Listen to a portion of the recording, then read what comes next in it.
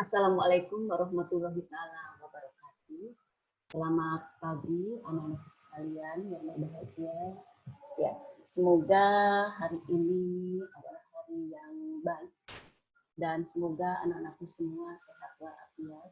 Kita berdoa semoga kita semua ada dalam kesehatan serta COVID yang masih melanda Indonesia segera hilang sehingga kita bisa bertatap muka kembali di sekolah. Anak-anakku yang berbahagia, pada saat pertemuan kemarin, pertemuan Zoom yang pertama, itu Ibu sudah memberikan tugas kepada anak-anak semuanya. Alhamdulillah tugas yang anak-anakku kerjakan sudah Ibu periksa. Terima kasih atas perhatiannya. Juga absen yang sudah mengabsen tepat waktu juga alhamdulillah terima kasih. Dan Ibu menginformasikan kepada anak-anak sekalian bahwa absen berlaku seperti pada saat tatap muka. Kepada anak-anakku yang kebetulan tidak ada atau belum mempunyai HP yang Android, bisa pergi ke sekolah untuk meminjam buku dan bisa membuka buku di perpustakaan, atau juga bisa membuka internet untuk membahas tentang materi-materi yang akan diajarkan atau yang telah diajarkan. Anak-anakku yang berbahagia, sebelum Ibu melanjutkan materi tentang persamaan akuntansi, ini Ibu akan membahas terlebih dahulu ini dari tugas yang kemarin. Karena apa? Karena tugas yang kemarin banyak sekali anak-anakku yang belum benar dalam menjawab, terutama dalam menganalisis transaksi. Anak-anakku yang berbahagia, pada saat mengerjakan tugas yang kemarin, itu masih ada di antara anak-anakku yang mengerjakan analisis transaksi memakai analisis debit kredit. Untuk itu, anak-anakku yang berbahagia, kita di sini belum melangkah ke analisis debit kredit, tetapi masih menganalisis transaksi yang terjadi, itu akun apa yang muncul dari transaksi itu. Ibu akan mengulangi satu contoh di sini yang kemarin yang belum selesai, atau mungkin di antara teman-teman kalian masih belum ada yang mengerti. Contohnya di sini, transaksi tanggal 2 tahun 2020 bulan Juli, Tuan Adi menyetor uang sebagai modal pertama ke perusahaan A sebesar 1 juta. Nah, dari transaksi tersebut, maka kita analisis itu akun apa yang muncul dari transaksi itu. Caranya bagaimana untuk lebih mudahnya? Lihat di sini, ada uang tunai. Berarti uang tersebut disimpan di kas, maka otomatis akun yang muncul dari transaksi itu adalah akun kas. Akun kas bertambah berapa? 1 juta. Mengapa bertambah 1 juta? Karena Tuan Adi menyetor uang tunai ke perusahaan. Otomatis uang perusahaan akan bertambah sejumlah uang yang disetorkan dari Tuan Adi. Berapa besarnya? 1 juta. Maka akun yang muncul yang pertama dari transaksi itu adalah kas. Bertambah 1 juta. Yang kedua, di sini ada kalimat modal. Nih, mengapa? Karena Tuan Adi menyetor uang ke perusahaan itu sebagai modal pertama perusahaan. Otomatis pada saat Tuan Adi menyetor uang sejumlah 1 juta, berarti modal perusahaan AA itu bertambah 1 juta. Dari mana? Dari uang yang disetorkan oleh Tuan Adi.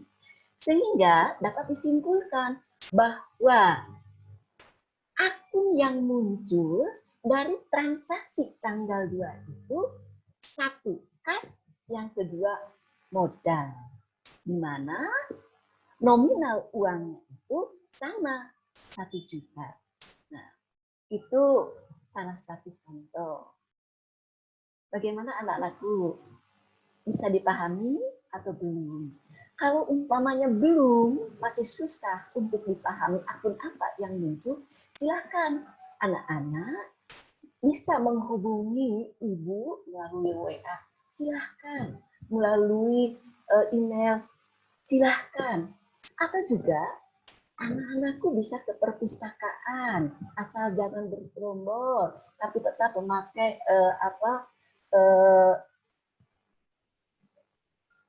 protokol kesehatan, silahkan. Lihat, banyak buku-buku di perpustakaan yang membahas tentang akuntansi, silahkan. Bagaimana anak-anakku bisa dipahami? Ya. Yang terusnya, nih, contoh yang kedua, ini, yakni dibeli peralatan kantor sebesar 100.000, tunai 25.000, sisanya dibayar tanggal 10. Nah, dengan adanya transaksi tanggal 6, ini bersambung dari tanggal 2. Nah, di mana perusahaan membeli peralatan sebesar 100.000, tunai 20.000, sisanya tanggal 10. Dalam menganalisis transaksi tanggal 6, ini anak-anak harus jeli kalimat yang ada di dalam transaksi. Dibeli peralatan kantor. Otomatis tadinya tidak ada peralatan kantor di perusahaan itu. Karena tidak ada peralatan kantor dibutuhkan, maka perusahaan membeli sebesar 100.000. Otomatis timbul akun peralatan kantor. Berapa nominal kalau diuangkannya 100.000? Nah, satu. Yang kedua, tunai. Berarti ada pembayaran yang memakai uang tunai dari perusahaan. Karena membeli tunai, otomatis perusahaan itu mengeluarkan uang, mengambil uang untuk membayar peralatan. Berapa yang diambilnya? Rp25.000. Tidak 100.000, tetapi Rp20.000. Gitu ya. Otomatis kas perusahaan akan berkurang sejumlah uang yang diambil untuk membayar membeli peralatan kantor. Berapa? 25.000. Maka akunnya satu lagi ada akun kas. Berkurang. Berapa? 25.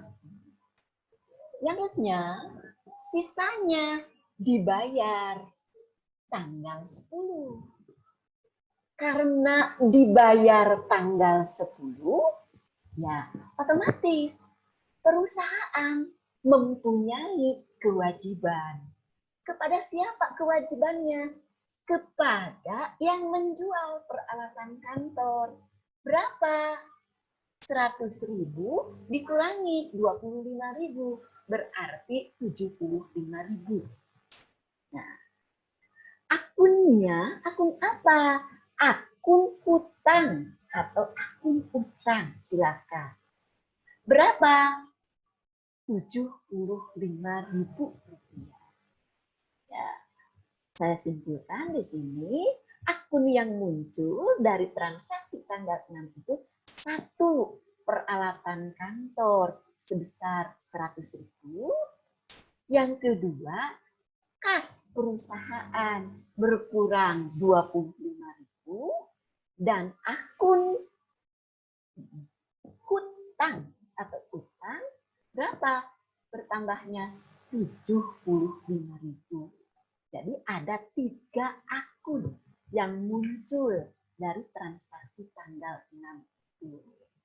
Bagaimana anak-anakku? Sudah bisa dipahami? Ya. Intinya kalian harus bisa memahami kalimat dari transaksi itu. Lanjutkan. Oke. Tanggal 10 Juli 2020. Diterima servis motor. Oke. Sebesar Rp50.000.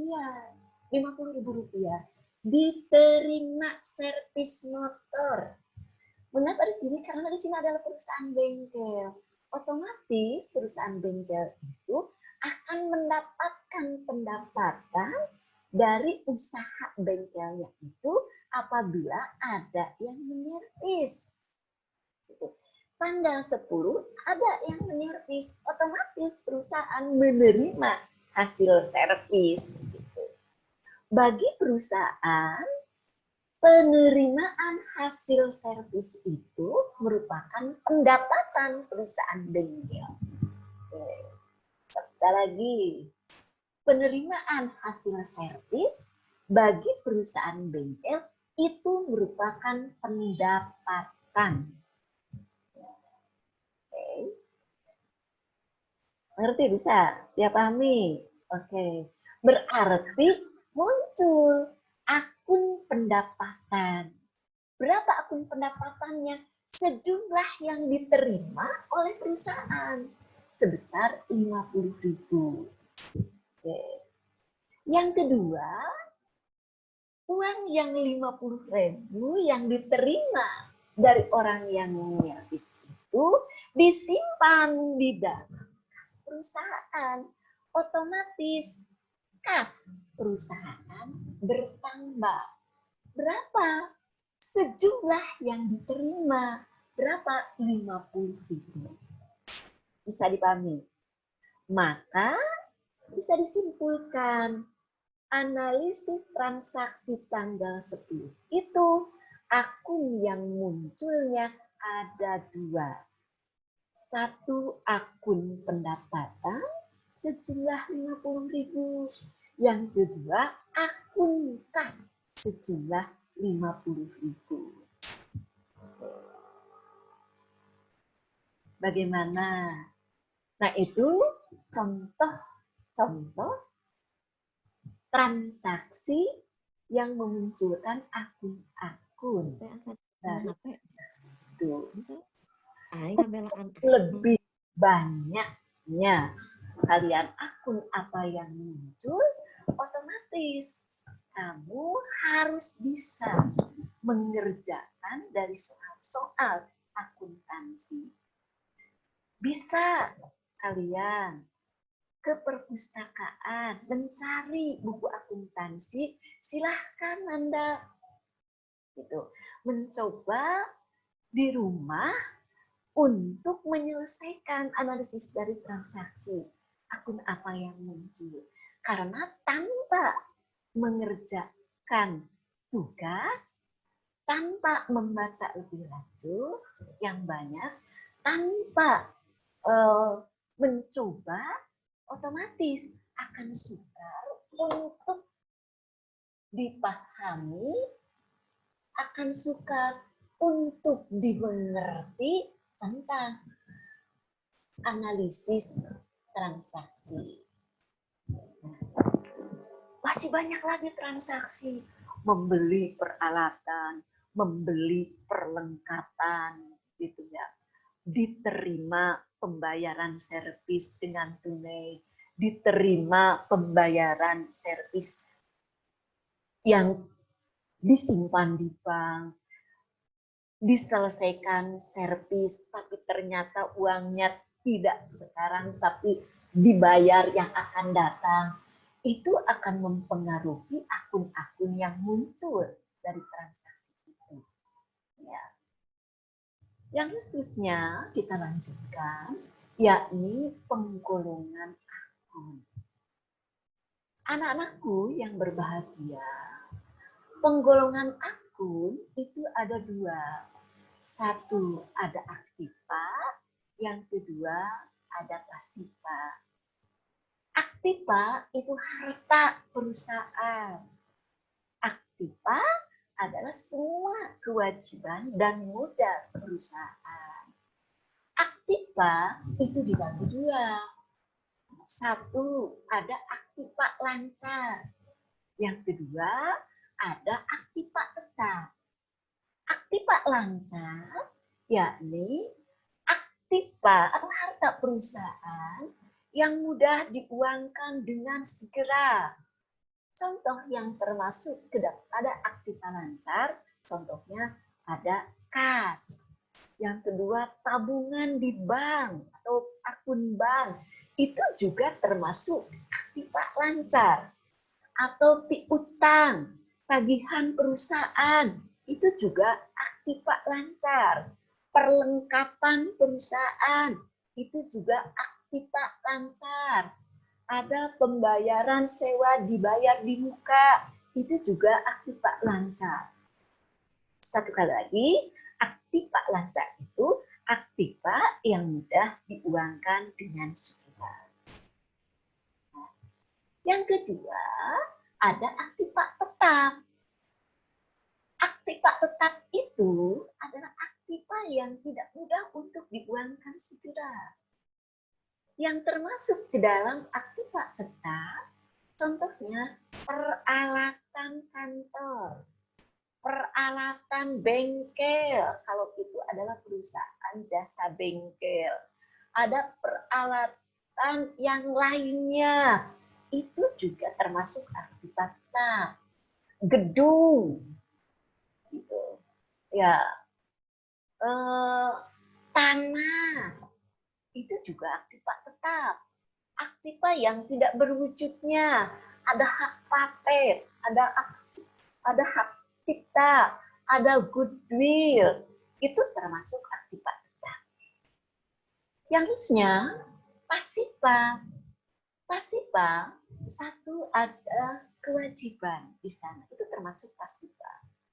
Kewajiban perusahaan kepada pihak luar, di luar perusahaan. Kewajiban itu, satu, ada kewajiban jangka pendek, ada kewajiban jangka panjang. Kewajiban jangka pendek adalah kewajiban perusahaan yang waktunya itu kurang dari 1 tahun. Itu kewajiban jangka pendek. Kalau kewajibannya itu lebih daripada 1 tahun, maka itu termasuk kewajiban jangka panjang.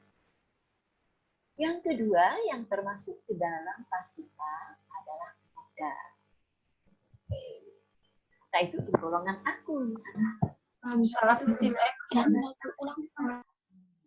Ya, kalau nanti ada kesempatan, silahkan tanyakan kepada ibu lewat WA juga silahkan.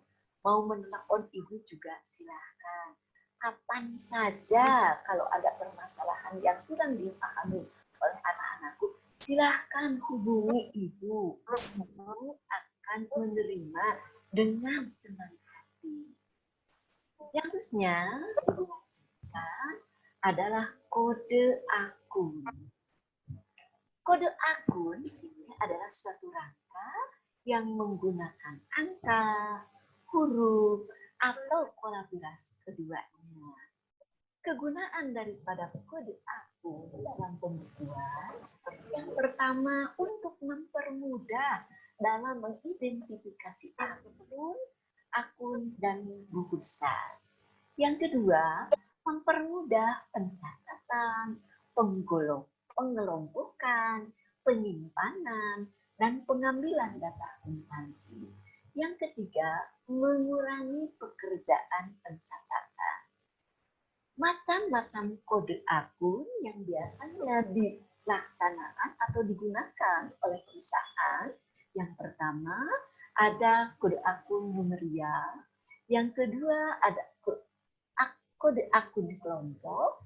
Yang ketiga, ada kode akun angka blok. Yang keempat, ada kode akun desimal. Bagi perusahaan, itu tidak ada ketentuan yang pasti bahwa perusahaan A harus memakai kode akun numeria. Tidak, anak-anakku. Jadi disilahkan. Itu tergantung kepada perusahaan itu sendiri. Mana dari kode akun itu yang paling mudah untuk dilaksanakan. Next.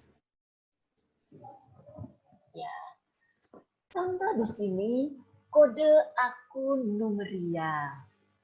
Kode akun numeria yakni kode akun yang diberikan yakni berdasarkan urutan nomor anak-anakku ya secara berurutan. Contohnya nomor 1, 2, 3. Contoh di sini Bumi contohkan. 1 untuk akun kas. Yang kedua untuk akun piutang.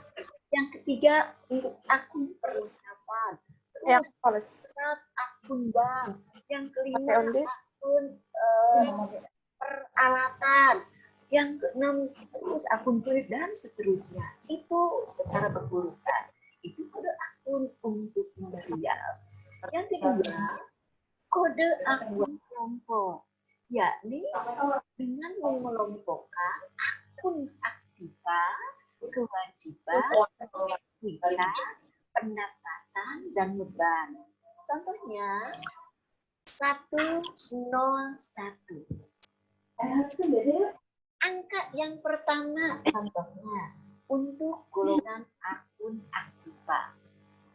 0 subgolongan aktiva lancar. Akun kas. Berarti kalau berkelompok 101 berarti satunya kas. Kedua 0 untuk aktiva lancar. 1 untuk kas. Bagaimana kalau sekarang untuk piutang? Maka untuk piutang akan mempunyai kelompok. Contohnya 102. 1 untuk aktiva lancar, 0 aktiva, 0 untuk aktiva lancar, 2-nya akun piutang. Bagaimana sekarang untuk perlengkapan? Maka anak-anakku bisa 103. 1 untuk aktiva, 0 untuk aktiva lancar, 3-nya termasuk akun perlengkapan. Nah itu yang kedua.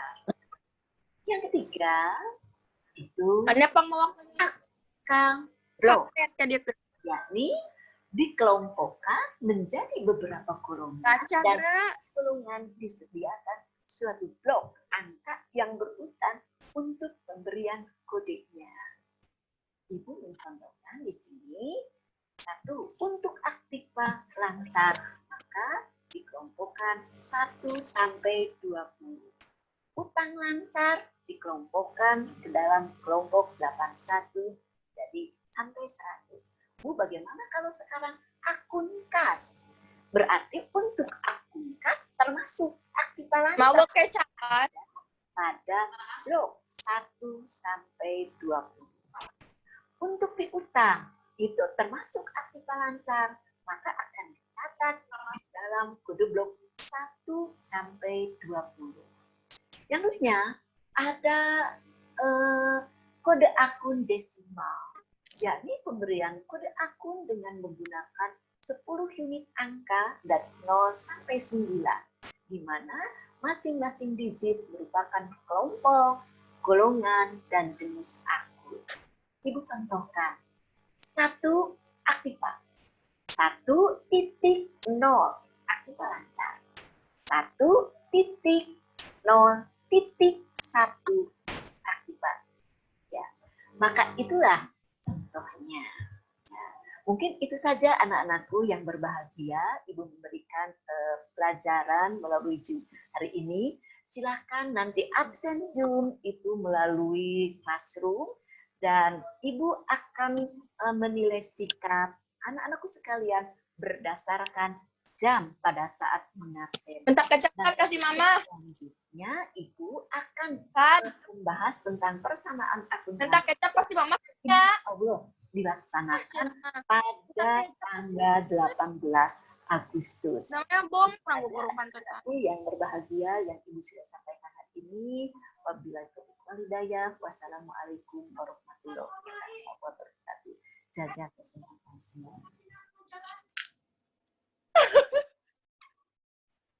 Ya kegengan ke kafa gugu.